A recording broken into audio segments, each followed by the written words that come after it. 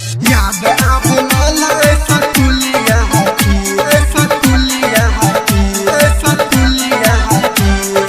DJ Manish ऐसा तुलिया हाथी,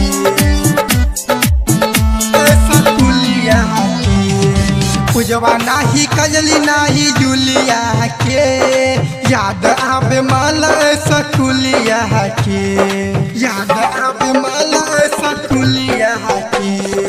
पूजवा नाही कजली नाही जुलिया के, याद आवे मला ऐसा तुलिया के।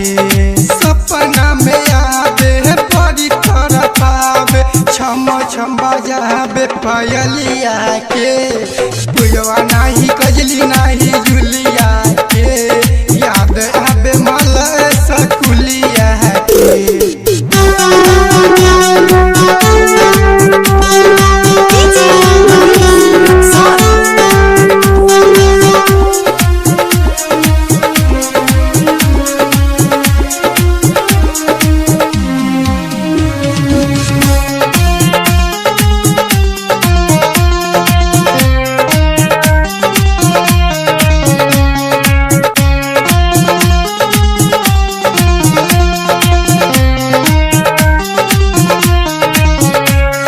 कोचिंग कॉलेज हमारे साथे साथे पढ़ोले, केहू से प्यार नहीं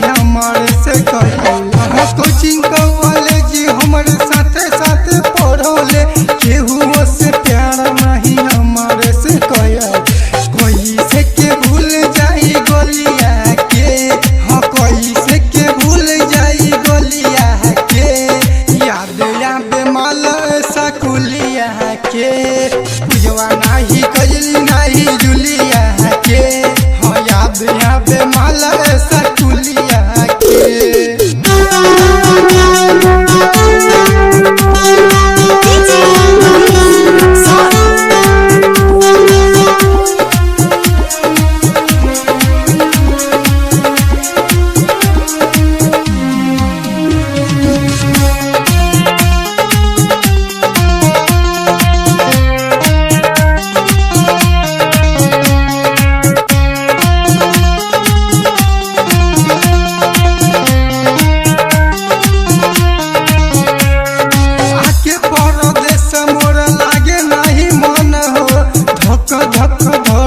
जब सोची धड़कन हो आके परदेश मोरा लागे नहीं मन हो, धक धक धड़के जब सोची धड़कन।